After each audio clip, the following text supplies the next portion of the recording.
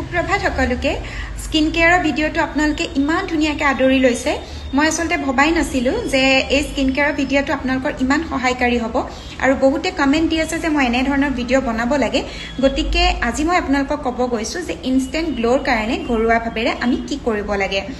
অলপমান পাউডাৰ গাখীৰ ল'ব তাত অলপমান মৌজুল ল'ব আৰু অলপমান গোলাপ জল লৈ ধুনীয়াকৈ এটা মিশ্ৰণ বনাব তাৰ পিছত 10 মিনিটৰ কাৰণে স্কিনত লগাই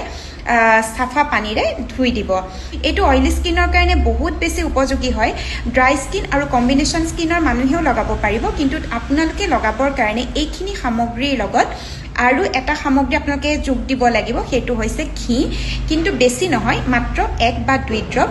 ঘিটো এটো কাৰণে কাৰণ পাউডাৰ গাখীৰটো অলপমান শুকান হয় যদি ই স্কিনত বহুত জলদিছে গ্লো আনে কিন্তু অলপমান শুকান হয় গতিকে ড্ৰাই স্কিন বা কম্বিনেশন স্কিনৰ মানুহে লগাওতে এইখিনি সামগ্ৰীৰ লগত 1 বা 2 ড্ৰপ ঘি মিক্স কৰি পেলাই আপোনালোকেও লগাই 10 মিনিটৰ পিছত ধুনীয়াকৈ সাফা পানীৰে মুখখন ধুই দিব